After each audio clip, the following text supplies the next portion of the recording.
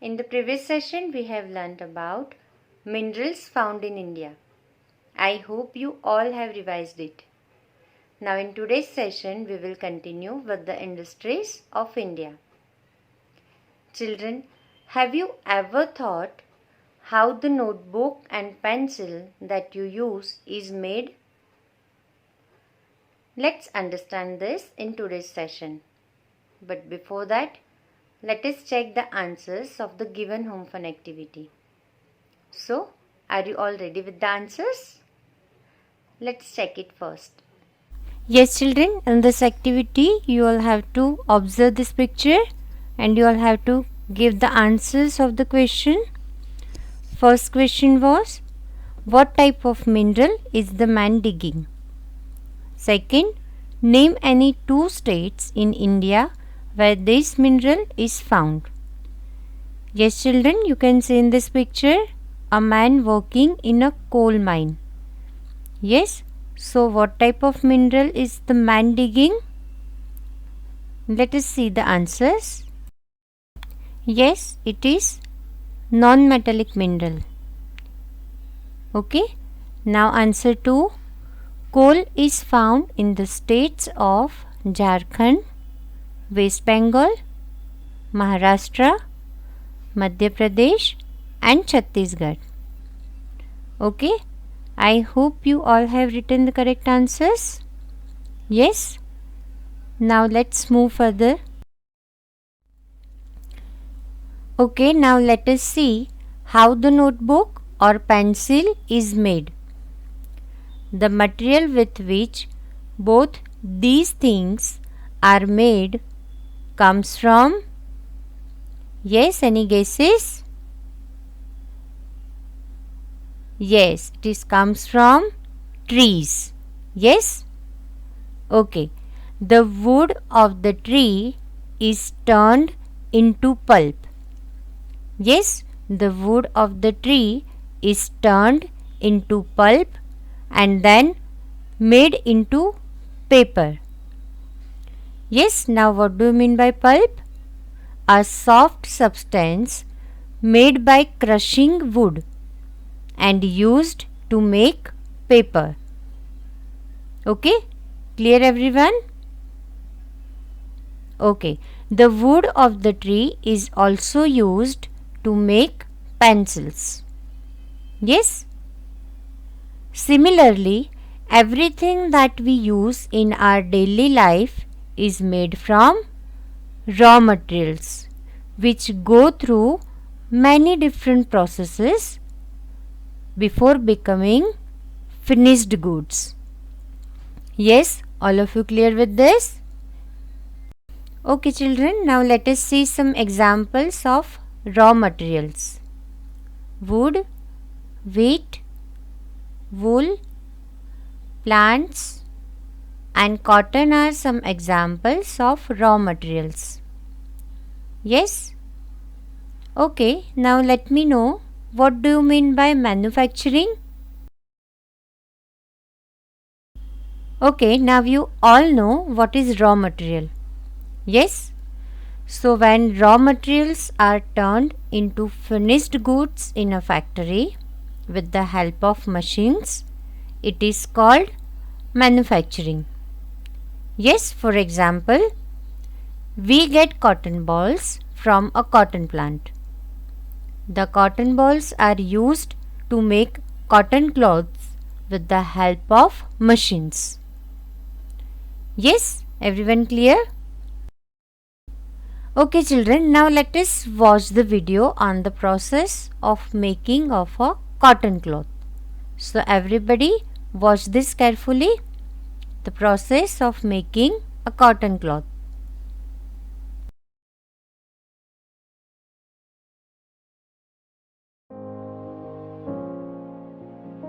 Cotton is the most important raw material used in the textile industry. Cotton is converted to cloth and this cloth material is used to make dresses, t-shirts, curtains and many other things which we use in our daily life. Let us look into the process that are involved in the making of a cotton cloth. First, cotton balls are plucked from cotton plants. They are cleaned and then supplied to the textile industry in large quantities.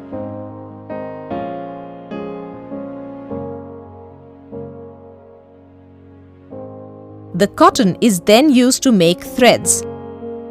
The threads produced in large quantities are fitted in the weaving machines. Weaving is the most basic process in which two different sets of yarns or threads are interlaced with each other to form a fabric or cloth. Modern weaving machines make the cloth at a very fast pace. It reduces cost and time.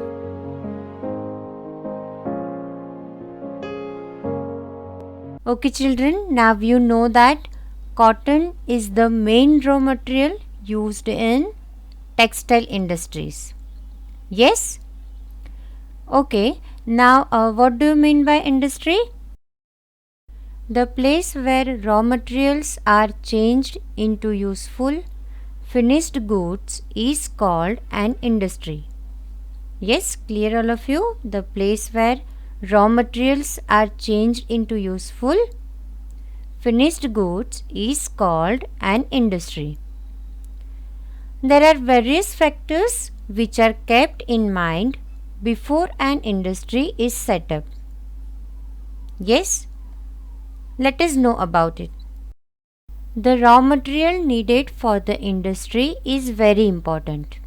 Yes, it should be cheap and easily available so that too much money is not spent on buying it. Yes, all of you clear? It should be cheap and easily available. Yes? Next is electricity. Yes children, machines cannot be run if there is no electricity. Yes? A cheap and uninterrupted power supply is necessary for the smooth running of an industry. Money. Yes children, this is one of the most important factors necessary for setting up an industry. Yes, money is needed to buy raw materials and machines. It is also used to pay the people who work in factories. Yes children? Means of travel. Different types of vehicles are used to carry raw materials. Various means of travel such as trucks and railways are needed to supply raw materials to the industry. The finished goods are sent to various places using vehicles.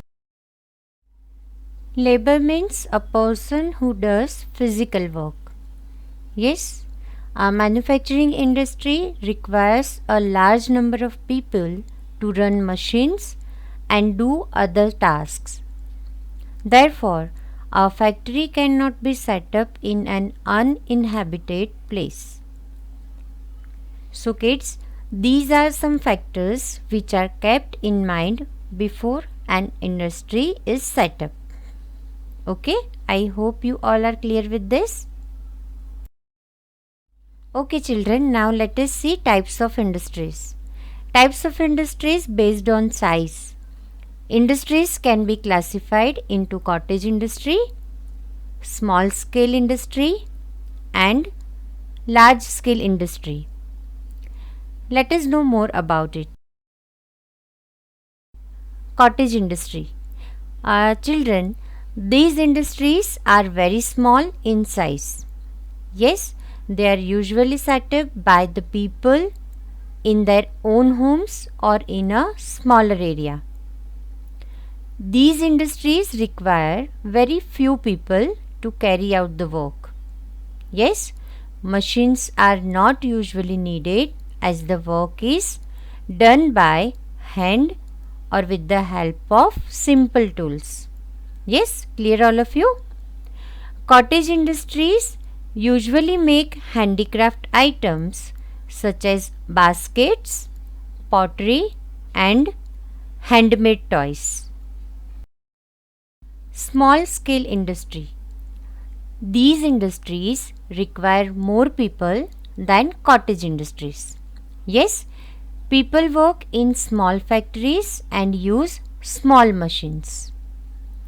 Utensils, plastic goods, and furniture are some items made in small scale industries. Yes, everyone clear with this? Large scale industry. These are big industries where thousands of people work. In large scale industries, huge quantities of goods are produced with the help of large machines. Let us see some examples of large scale industries. Automobile manufacturing, iron and steel industry, aeroplane manufacturing, shipbuilding, and cloth making industries are examples of large scale industries. You all can see in this picture air pollution caused by industries. Yes, industries are useful to us in many ways. But many industries also pollute our environment. Waste from industries is thrown in rivers and other water bodies. This pollutes water and it becomes harmful for us and marine animals. Yes, similarly, many industries add harmful gases into the air. Air pollution causes many health problems. Children, in the present times, some countries are using wind power and hydroelectricity in the manufacturing process. These methods keep the air and water free from pollution. Yes? Okay, children. Now I am sure you all are clear with today's session. Yes, now it's time for home fun activity. Yes, children, in this activity you all have to do map work. Yes, on a political map of India, label and color the following places. Yes, you can use an atlas for locating the places. Okay? Okay, children, now I am ending today's session here. We will meet in the next session. Bye.